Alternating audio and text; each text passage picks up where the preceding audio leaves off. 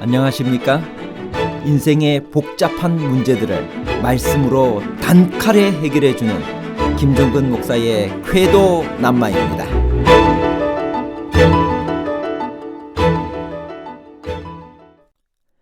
세 사람의 행실을 말씀하는 부분에 가정에서의 의무와 윤리가 들어간 이유가 무엇일까요? 세 사람이 아니고서는 부부간에 아가페의 사랑을 나눌 수 있나요?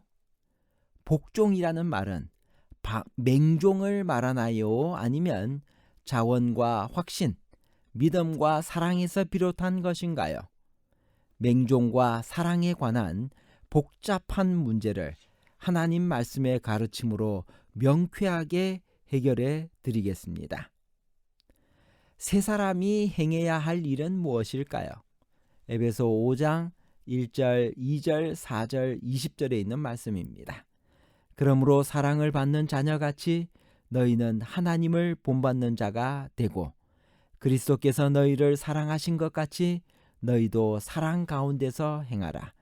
그는 우리를 위하여 자신을 버리사 향기로운 제물과 희생제물로 하나님께 드리셨느니라.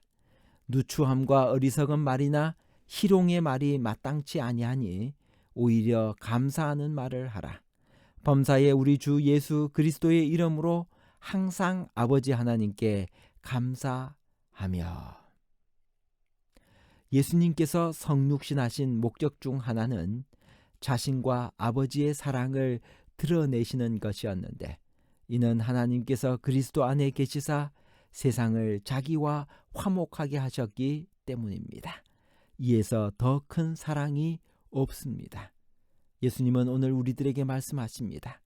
그리스도께서 너희를 사랑하신 것 같이 너희도 서로 사랑하라고 말씀하십니다. 세 사람이 행해야 될 가장 중요한 일은 예수님처럼 다른 사람을 사랑하는 것입니다. 세 사람이 하지 말아야 할 것들은 무엇인가요? 우리의 언행 속에 혹시라도 그런 것들이 포함되어 있나요? 에베소 5장 3절에서 6절입니다. 음행과 온갖 더러운 것과 탐욕은 너희 중에서 그 이름조차도 부르지 말라. 이는 성도에게 마땅한 바니라. 누추함과 어리석은 말이나 희롱의 말이 마땅치 아니하니 오히려 감사하는 말을 하라. 너희도 정녕 이것을 알거니와 음행하는 자나 더러운 자나 탐하는 자 곧 우상 숭배하는 자는 다 그리스도와 하나님의 나라에서 기업을 얻지 못하리니 누구든지 헛된 말로 너희를 속이지 못하게 하라. 이로 말미암아 하나님의 진노가 불순종의 아들들에게 임하나니. 하나님의 나라에서 기업을 얻지 못하는 사람들은 어떤 사람들인가요? 에베소 5장 5절. 너희도 정녕 이것을 알거니와 음행하는 자나 더러운 자나 탐하는 자 곧 우상 숭배자는 다 그리스도와 하나님 나라에서 기업을 얻지 못하리니. 에베소서 5장 5절의 내용은 우리와 상관없는 행실처럼 보입니다.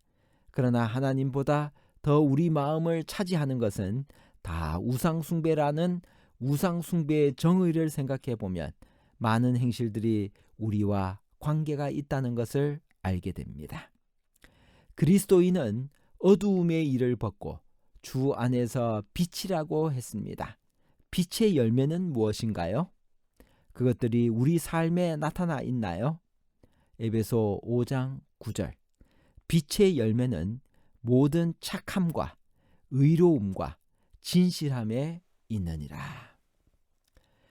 빛의 열매라고 하는 이 말은 성령의 열매라고 하는 의미와 동일합니다. 그래서 성령의 열매는 빛의 열매이기도 합니다. 열매는 결과 혹은 결말이라는 의미로 사용됩니다. 어둠이 성장과 열매의 치명적인 것이지만 빛은 성장과 열매의 필수 불가결한 것입니다. 여기서 사도 바울은 빛의 열매를 먼저 착함이라고 이야기했습니다. 이 착함이 어떤 의미가 있을까? 성령의 열매는 인간 본성의 자연스러운 산물이 아니라 전적으로 인간 밖에서 오는 능력으로 맺히는 것입니다. 여기서 의로움은 올곧은 원칙을 말합니다. 진실함이란 모든 형태, 즉 말과 생각과 행동의 신실함을 가리키는 것입니다. 착함과 의로움과 진실함은 계명과 인간의 모든 의무를 구성하고 있습니다. 어떻게 하면 주님을 기쁘게 해드릴 수 있을까요? 에베소 5장 10절, 주를 기쁘시게 할 것이 무엇인가 시험하여 보라. 그리스도인은 무엇으로 하나님을 기쁘게 할지 알아내려는 의도에서 착함과 의로움과 진실함을 끊임없이 시험해야만 합니다. 하나님의 말씀과 경험에 계시된 하나님의 뜻은 시험과 승인이 이루어지는 시금석입니다. 예수라면 어떻게 할 것인가? 이 말은 신자의 마음속에 계속 떠오르는 질문이 되어야만 합니다. 새 사람으로서 어떻게 하는 것이 지혜롭게 행하는 것인가요? 에베소 5장 15절, 그런즉 너희가 어떻게 행할지를 자세히 주의하여 지혜 없는 자같이 하지 말고 오직 지혜 있는 자같이 하여 세월을 아끼라. 때가 악하니라. 그러므로 어리석은 자가 되지 말고 오직 주의 뜻이 무엇인지 이해하라. 술 취하지 말라. 이는 방탕한 것이니 오직 성령으로 충만함을 받으라. 시와 찬송과 신령한 노래들로 서로 화답하며 너희의 마음으로 주께 노래하며 찬송하며 범사의 우리 주 예수 그리스도의 이름으로 항상 아버지 하나님께 감사하며 그리스도를 경외함으로 피차 복종하라. 아내들이 남편에게 해야 할 일들이 무엇인가요? 에베소 5장 24절 33절, 그러므로 교회가 그리스도에게 하듯 아내들도 범사에 자기 남편에게 복종할지니라. 그러나 너희도 각각 자기의 아내 사랑하기를 자신같이 하고 아내도 자기 남편을 존경하라. 아내들이 남편에게 복종하라고 권면하신 것은 바울이 남성 우월주의에서 나온 것일까요? 에베소 5장 22절, 아내들이여 자기 남편에게 복종하기를 주께 하듯 하라. 갈라디아 3장 28절, 너희는 유대인이나 헬라인이나 종이나 자유인이나 남자나 여자나 다 그리스도 예수 안에서 하나이니라. 먼저 바울은 남녀가 평등하다고 생각했으며 한편만이 아니라 피차 복종하라고 한 것을 생각해야 합니다. 바울은 남성과 여성을 창조하신 하나님의 창조 섭리를 존중하는 사람입니다. 아내에게 요구된 복종은 동등한 관계에서의 복종입니다. 그것은 노예로서의 복종이 아니라 창조주가 가족 관계에서 남성을 머리로 삼았기에 자원하는 복종입니다.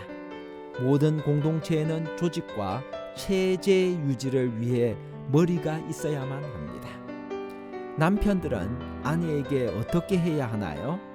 에베소 5장 33절, 그러나 너희도 각각 자기의 아내 사랑하기를 자신같이 하고 아내도 자기 남편을 존경하라.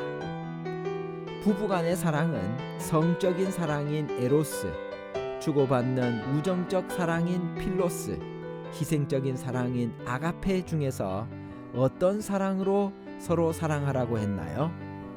에베소 5장 25절, 남편들아 아내 사랑하기를 그리스도께서 교회를 사랑하시고 그 교회를 위하여 자신을 주심같이 하라. 부부는 서로 아가페로 사랑하라고 했습니다. 오는 정이 있어야 가는 정이 있지 식의 사랑이 아닙니다. 서로 희생해야 하는 사랑입니다. 고린도전서 13장의 사랑입니다. 그리스도인은 그러할 각오로 사랑하고 결혼해야 합니다. 그리스도께서 교회를 사랑하듯이 사랑해야 합니다. 나는 나의 배우자를 그렇게 사랑하는지 모두가 생각해 봅시다. 결론입니다. 첫째, 아내들이여 자기 남편에게 복종하기를 주께 하듯 하라에서 복종이라는 말은 맹종을 말하는 것이 아니라 자원과 확신, 믿음과 사랑에서 비롯한 것입니다. 둘째, 세 사람이 아니고서는 부부간에 아가페의 사랑을 나눌 수 없습니다.